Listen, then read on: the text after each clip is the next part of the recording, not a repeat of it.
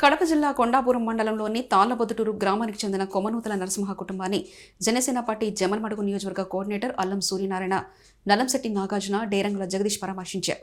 ఈ సందర్భంగా డేరంగుల జగదీష్ మాట్లాడుతూ నరసింహ కుటుంబానికి చెందిన గడ్డివాములను అన్యాయంగా కొందరు వ్యక్తులు కాల్చివేయడం జరిగిందన్నారు.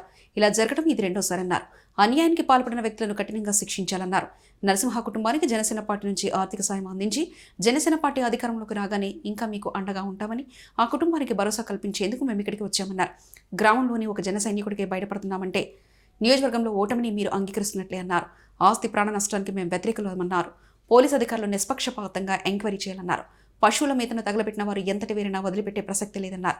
10 లక్షల నష్టపరిహారం చెల్లించాలి లేదా తగలబెట్టిన గడ్డివాములను యథావిధిగా నిర్మించాలని కోరారు.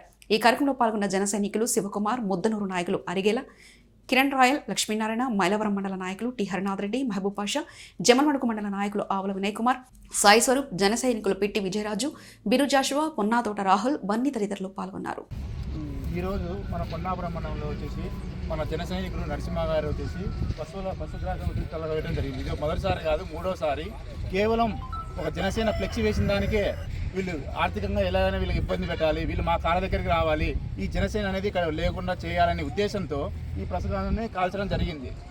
ఈ పశుగ్రాసం అది వీళ్ళు ఎన్ని చేసినా కూడా మా జనసేన అనేది నిలువెత్తున పొంగి ఎప్పటికైనా ఒకటి బలపడుతుంది, కానీ ఎప్పటికీ తగ్గి ఒకసారి ఆగిపోయేది కాదు. మరి ఈ నరసింహ కోసం మా తరఫున మేము సహాయం చేస్తాము. ఎప్పుడు నెలవేళ మేము తోడుగా ఉండి మా జనసేన సైనికులు అందరూ ఏకదాటమై కలిసికట్టుగా, అలా పోలీసులకు విన్నపం చేసేది కూడా ఏమంటే నిష్పక్షపాతంగా వీళ్ళకు వ్యవహరించి దీనికి ఏ నష్టపరిహారం ఉందో దాని నష్టపరిహారం వీళ్ళకి అందేలా, నెక్స్ట్ మా ప్రభుత్వం వచ్చా కూడా అరే ఇప్పుడు ఏ విధంగా నష్టపరిహారం మా పవన్ కళ్యాణ్ గారి దృష్టికి తీసుకెళ్ళి దీనికి నష్టపరిహారం అందేలా మేము కృషి చేస్తామని తెలియజేస్తున్నాము.